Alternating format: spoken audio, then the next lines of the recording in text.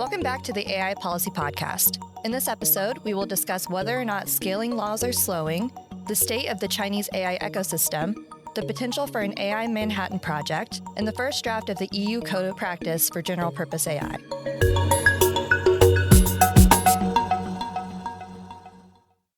Hey, Greg, welcome back. Hey, very glad to be talking with you, Brielle. Yeah, there's been a lot that's been happening. I haven't been on the podcast for a while, but I'm excited to be talking with you today, including in the last week, there's been reporting in outlets including Reuters and Bloomberg and The Information about so-called scaling laws slowing, citing sources in major AI companies. Greg, what are scaling laws? Scaling laws are not really a law. They are an empirical observation, but they've been robust enough that we refer to them as a law, or at least the AI community refers to them. So this is talking about the relationship that describes how the performance and capabilities and efficiency of AI models improve as their sort of key input resources. We're talking model size, data volume, computational power increased. So basically, more data, more compute equals better AI model.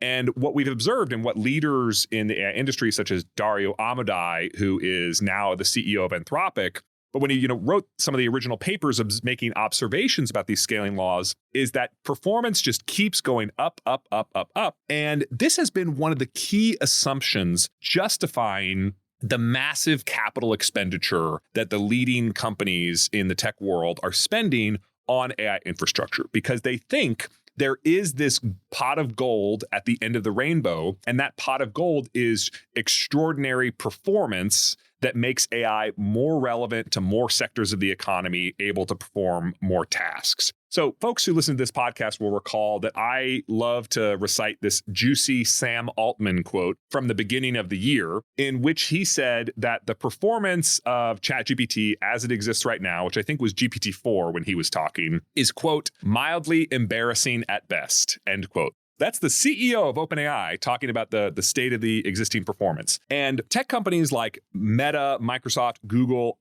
they are investing $300 billion in AI infrastructure just in 2024. And for performance that is, quote, mildly embarrassing at best, that does not justify $300 billion of investment.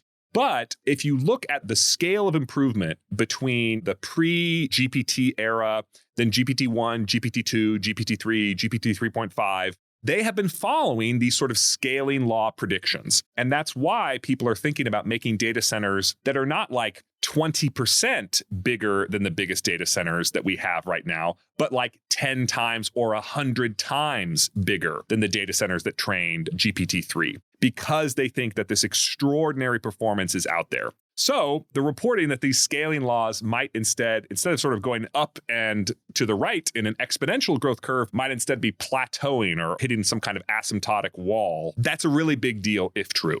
So these major companies are making big bets, big investments on this theory that it's sort of a compounding outcome of incredible potential for higher development. What about those who are saying that the progress will continue to accelerate? Are they the same players that are making these investments, or is it somebody else?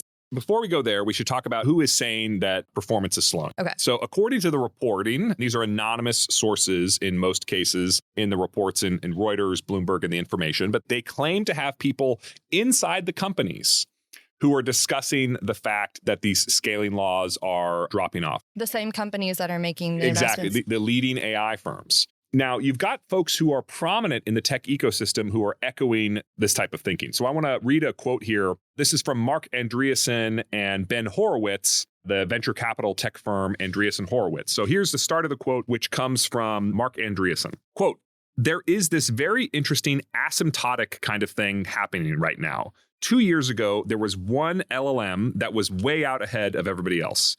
Sitting here today, there's 6 that are on a par with that. They're all sort of hitting the same ceiling on capabilities. Interestingly, they are all asymptoting at the same point. There is at least a local topping out of capabilities. And then here comes Ben Horowitz, quote, if you look at the improvement from GPT 2.0 to GPT 3.0 and 3.5, and then compare that from 3.5 to 4, we really have slowed down in terms of the amount of improvement.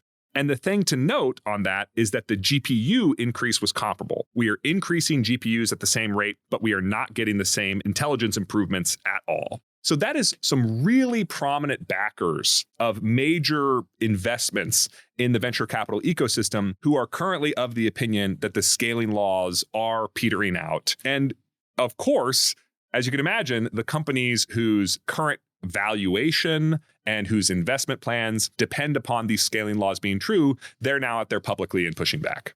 Okay, so who is saying, no, don't worry, they're continuing on? Just recently, Sam Altman, the CEO of OpenAI, he posted on X, quote, "There is no wall," just saying very bluntly that this is not going to happen. Others, such as the CEO of Anthropic, Dario Amodei, he has also been expressing, confidence that whatever we're seeing right now is actually sort of part of the history of the scaling law trend being true. And what he means by that is the progress in AI as a field has been consistent and scaling, even as the progress of certain technical approaches within AI has plateaued at a various point in time. And so I think the argument that, executives at these leading AI companies make to me when I'm talking to them is they're saying, yes, the sort of existing large language model architecture that we have right now is plateauing, but we're also jumping to a new architecture here in the not too distant future. And that is an architecture where right now, the architecture that we have is almost all of the compute investment is being done at the training phase. So these are really, really big pre-training runs. That's where you're using these enormous data centers. But then the actual runtime use of that AI model, not creating the model, but using the model, is comparatively computationally light. And that's the existing paradigm. But we're now moving to this new paradigm. It's embodied by models like OpenAI's O1, the official version of which, has not come out yet. But what's different about that category of thing, and other firms are doing this too, Anthropic has their own plans for this type of model, is that it's going to have more time to actually think before it responds. And think, of course, is sort of an analogy here. But what they really mean is that there's more of the computational workload being done at inference. The way one, leading AI executive explained it to me is he said, you should sort of think of like the AI models we have today as like a really eager contestant on Jeopardy. If you say, what is the capital of the United Kingdom, they immediately buzz in and go, buzz, London, right? They just can't stop themselves from answering as quickly as possible. But if you say, actually take a minute, think about all the information that you know that is relevant to answering this question, and then come up with a response. And then, by the way, that's your draft response. Then meditate on your draft response and assess, are there ways to improve it? So right now, these models are way more computationally intensive at the inference stage, at the runtime stage, because they're doing all of this sort of quote unquote additional thinking. Models like O1, what I'm hearing is that the companies view these models as like a toddler right now. So of course, the sort of demos out there aren't, delivering these revolutionary performance improvements. But what the executives think is that this new approach, this new paradigm is going to continue scaling laws. And so we are going to see a lot more demand for those same input resources that are justifying those hundreds of billions of dollars in capital expenditure, but more of that is going to be going towards inference compute workloads rather than the training compute workloads. So that's sort of the bull case for AI scaling continuing. And I should point out here that, Jensen Huang, the CEO of NVIDIA, obviously NVIDIA has benefited a lot from confidence in these scaling laws because they're the people you go to for buying those chips when you're trying to 10x the amount of computational power going into your input. Jensen Huang has expressed extremely strong confidence that the scaling laws are not going to peter out, that all of this is going to continue. But I think it's worth pointing out this is a very active debate in the AI research, in the AI technology community, and it's not clear who's right, and it matters a lot which version is true. I mean, it really matters a lot for the future of the AI industry, whether or not scaling laws continue to play out the way they have in the past 5-10 years. Sure. In one regard, it's if it is petering out, then these companies, these corporations, these individuals making these big bets are going to really need to evaluate where they go next or how they save their investments. On the other hand, if the other argument is if you're too in the weeds and you don't zoom out, then you don't see the trend line, which may indicate that it's continuing on in the way that it's described. Yeah, I think one way to think about it is what do we need to do to make progress? And if you think that the scaling laws are going to remain true, you could answer, we just need to invest a lot more money in a lot more input resources, Sure. and that will drive progress. But if you think that the scaling laws are petering out, that they're sort of diminishing returns to inputting additional resources, then you say, actually, what we need to spend our time on is inventing new algorithms, inventing new approaches to AI computation. So it's more of an early stage R&D rather than operationalizing and making massive investments in the sort of current state of the art. That makes sense. So then how should the policy community think about this? Well, I do think what's interesting is you can point to policy moves that are being made that suggest a belief in the scaling laws, right? When you're hearing about how the United States needs to do permitting reform and get rid of all these regulations that are stopping people from building a lot of data center infrastructure. Well, why do people want to build a lot of data center infrastructure? It's because that hypothesis that these scaling laws are true. And if scaling laws are true, some members of the community who believe the scaling laws are true are saying that, and because they are true, we are, maybe 2 years away, maybe 5 years away, maybe 10 years away, but certainly not 100 years away from AI having sort of human level performance across a really broad range of categories. This is the scaling will lead to AGI kind of an argument. And you can see some of that thinking reflected in documents like the AI National Security Memorandum. If we are very close to this absolutely revolutionary technology on economic and national security grounds, that justifies certain kind of actions that might be harder to justify if we are 30 years away or 50 years away. Again, this is a very active debate. If I had to sort of put my own argument in here and say what I truly believe, and not that anybody should, assign greater weight on my beliefs of the technology than to others. But I would say that I'm certainly of the opinion that the existing technological architecture is likely to plateau in the near future. But I'm with Dario Amodei. I have watched over the past 10, 15 years, the AI research community, where many of the smartest humans on planet Earth, I have watched them change paradigms pretty easily, just about every 5 years. And so I think that sort of larger, broader interpretation of how progress is taking place in AI makes me continue to be confident that we're going to make progress, even if we sort of approach this local plateau. Now that we've talked a little bit about US scaling models, let's talk a little bit about the Chinese AI ecosystem. So on November 20th, 2024, DeepSeek, which is a Chinese AI company, released a preview of its open source reasoning model, DeepSeek R1. Before we dive into how this model compares to other US models, what is a reasoning model? Well, a reasoning model is very much what we were talking about in our earlier discussion about how OpenAI's O1 is different from earlier approaches. So it is attempting to have thinking and reasoning at inference time and use that as an opportunity to drive improved performance. So then how does this model stack up with US models like OpenAI's O1 model? As an American, I'm a little bit depressed as I answer this question, because I would say conventional wisdom, not just in Washington, but also in Silicon Valley, has been that the US is meaningfully ahead in AI technology. That compared to China, which is sort of unambiguously the world's number 2, that there was probably an 18 to 24 month head start on how good is the best stuff in America compared to how good is the best stuff in China.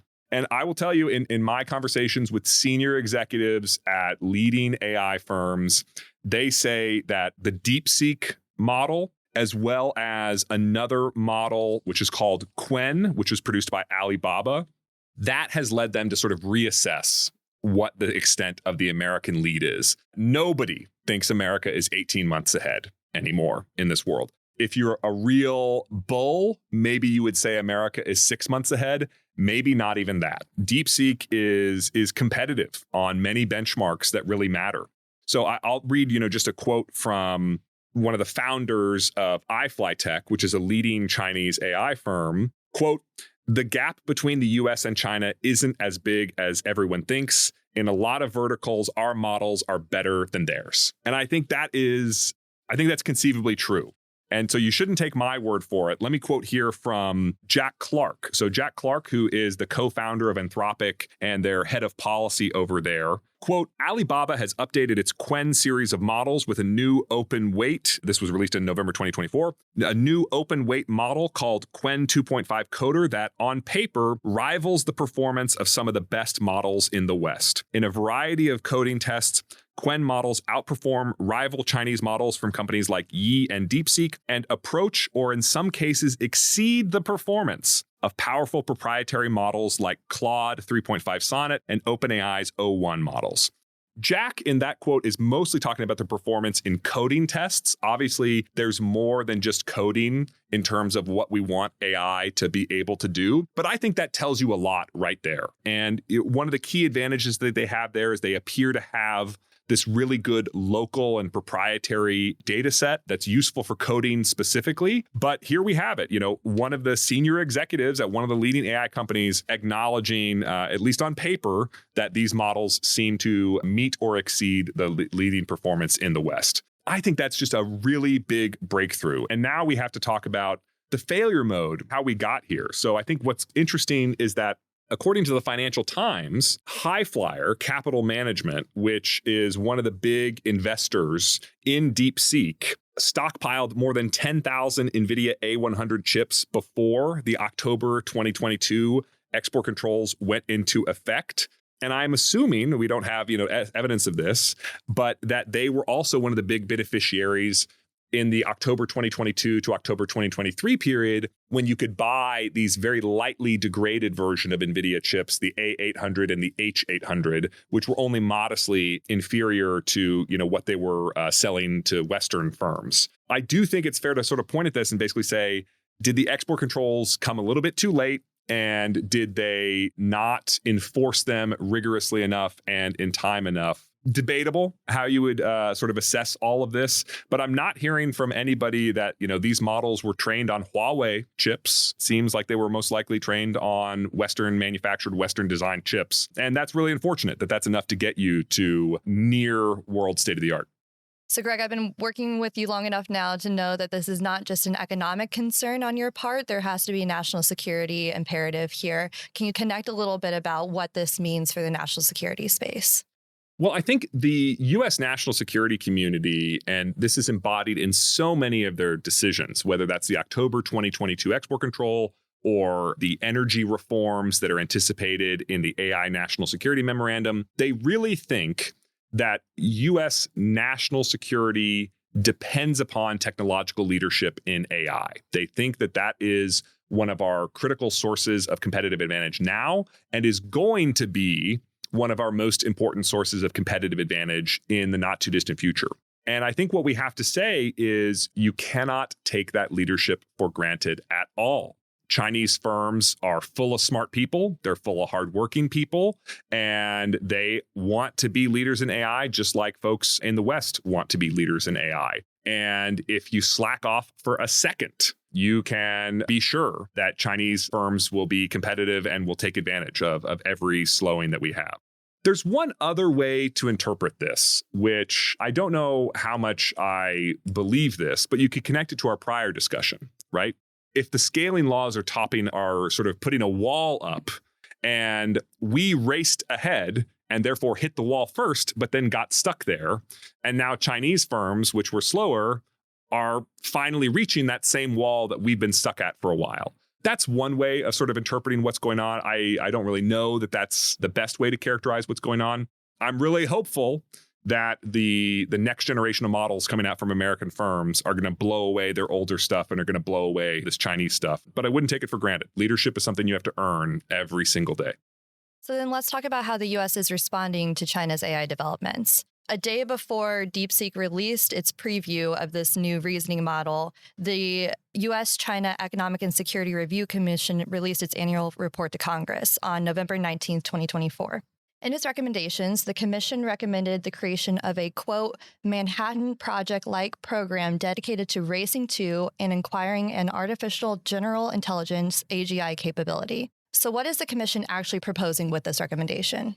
I mean, gosh, I have, been hearing about a Manhattan Project sort of like as an abstract conceptual idea in the AI policy debate literally since I started this kind of work. I mean, I remember in DoD, every once in a while, you would hear somebody say, oh, is this the sort of thing where we need like a Manhattan Project? In general, most people would say, no, the government is unlikely to be the sort of leader in this technology the way that they were in the World War II timeframe with atomic technology. And this is also not the first sort of official public recommendation for a Manhattan Project. Notably, the America First Policy Institute, which is a think tank led by Larry Kudlow, who was a senior official in the first Trump administration, reportedly had a draft executive order actually creating this sort of Manhattan Project dedicated to AGI, artificial general intelligence.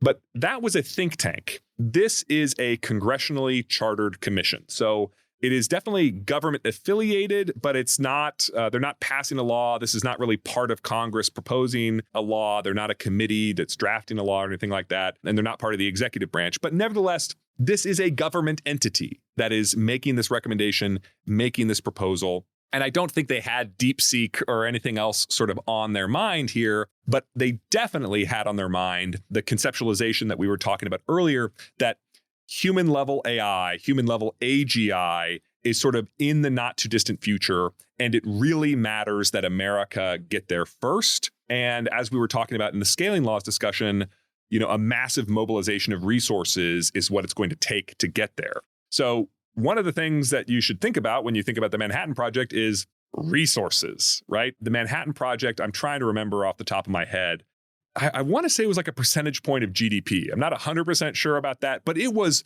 huge for the time. So, right now, the private sector tech companies, they're investing a ton of money in artificial intelligence infrastructure. What this proposal is saying is not enough and sort of not, quote unquote, Team America enough. That we need something that has sort of a government umbrella and that is explicitly racing towards this. It's just sort of a remarkable moment that you have that coming out of a government entity's mouth. Yeah, certainly anybody who hears the Manhattan Project is probably going to stop in their tracks and say, whoa, what does that actually mean? So then what does this recommendation actually indicate about how the commission views the US-China AI competition?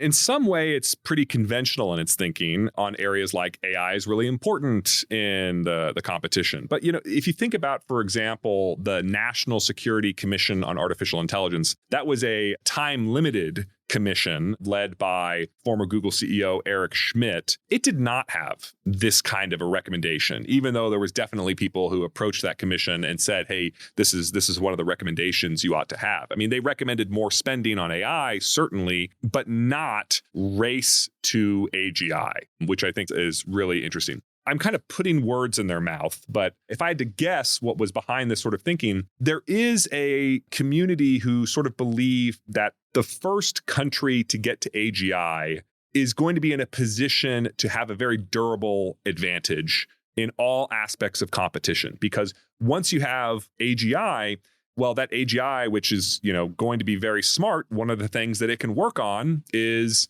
accelerating your research and development in every other technology, including military technologies, including economic technologies. So you could imagine that if you get into this sort of self-reinforcing loop whereby more AI progress generates faster AI and other scientific progress, you could imagine how getting to AGI first is sort of game over, winner take all in the overarching US-China competition. And while I don't know that the authors of this recommendation absolutely had that in mind, I will say that the folks who I've heard talk about a Manhattan Project in the past tend to be believers in that theory. Sure. And you can't have this conversation today, right now, without thinking how it's likely to be received by the incoming administration. What is the chances that this project moves forward?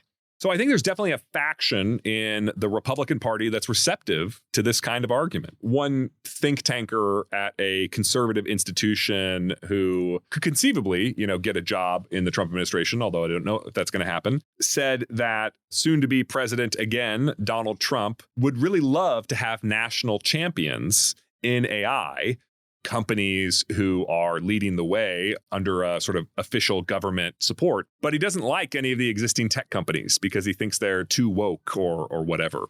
So you can imagine somebody like Elon Musk, who is saying, hey, SpaceX is America's national champion in space technology. Maybe xAI, Elon Musk's new AI company, which reportedly already has a data center with 100,000 GPUs, running its compute cluster.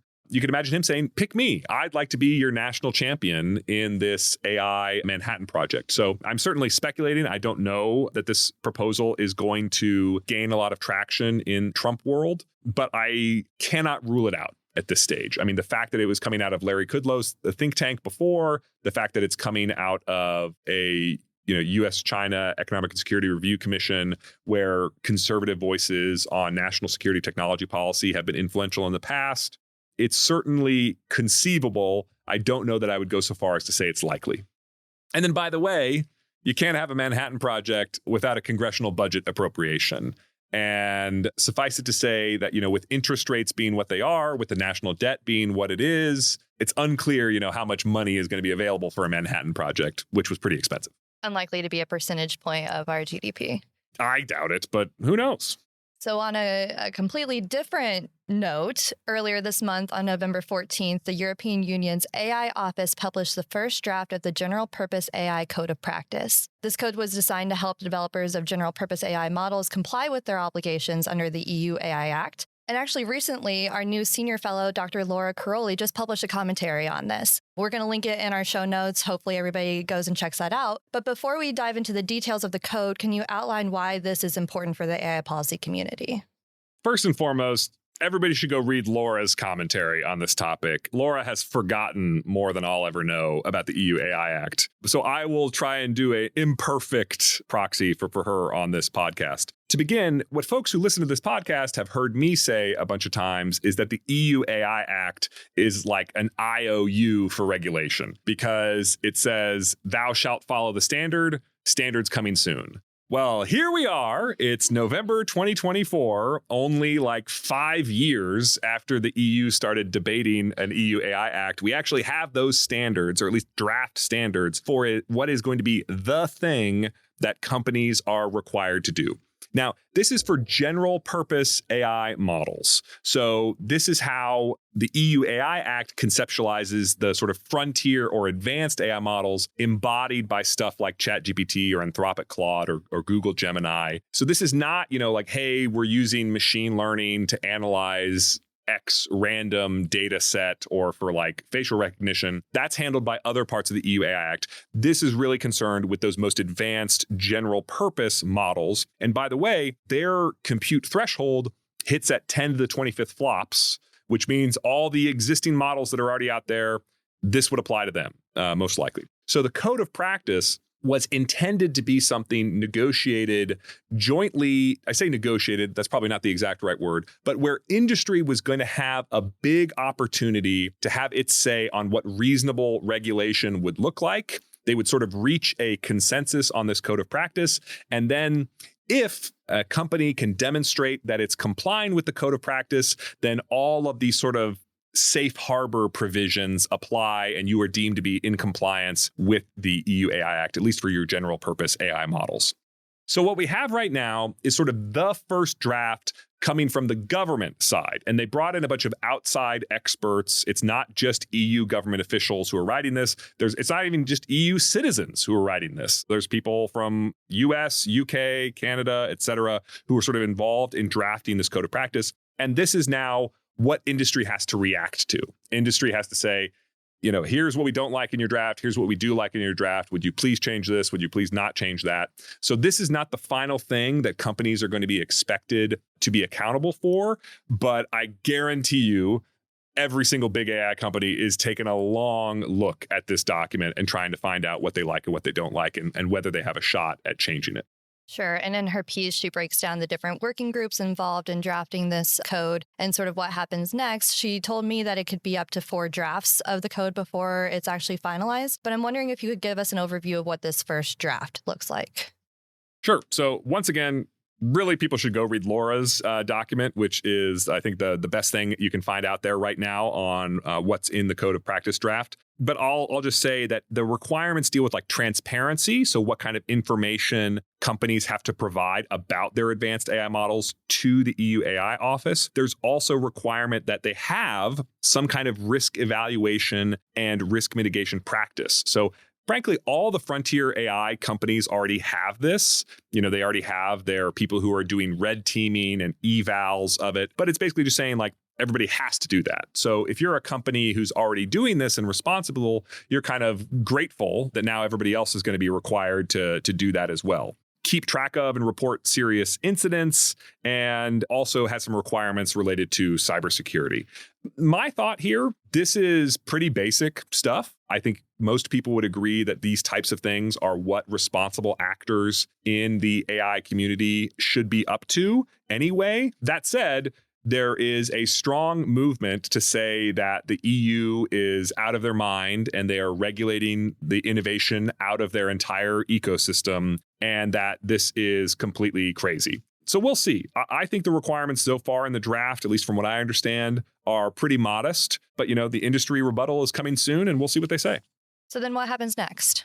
So it's an iterative process. This first draft is out. They're going to have, meetings between the various committees, and then they're also going to have input from industry, and they're going to churn out multiple additional drafts over the next 5 months. The actual EU AI Act does have a deadline for all of this to be done, and it is May 2nd, 2025. A lot of hard work for the AI policy community between now and then. Sounds like the IOU is coming up very quickly. Oh yeah, it's due. Well, that wraps up this week's episode of the AI Policy Podcast. A couple of announcements for our followers. First, that piece that we were just talking about from Laura Caroli is going to be available in the show notes. Please do take a look at that. A couple of other exciting publications that recently came out. We have one on the AI Safety International Network. It's the most comprehensive piece on what's going on with the AI Safety Institutes. So if you've been hearing a lot about that and you're just trying to get caught up on what's going on, take a look at that in our show notes. Kate Bondar, a fellow on our team, released a report on the Ukrainian military AI and autonomy ecosystem, which is the most comprehensive overview that you can find on who is doing what in the Ukrainian ecosystem, including profiles of government organizations and private companies dealing with Ukrainian military technology. And lastly, we invite you to come visit us on December 9th for a conference talking all things AI policy and outlook for 2025. We'll go over international governance initiatives, what you might be able to expect from the second Trump administration. French ambassador to the United States is going to come talk about the AI Action Summit coming up in February 2025. We hope to see you there. You can RSVP to the link in the show notes. Thanks for listening to this week's episode of the AI Policy Podcast. Be sure to subscribe on your favorite podcast platform so you never miss an episode. We also love to hear from you, so reach out at aipolicypodcast@csis.org with your suggestions and feedback. Finally, don't forget to visit our website, csis.org, for our latest research reports and events. This podcast was produced by Sarah Baker, Isaac Goldston, and Sadie McCullough. See you next time.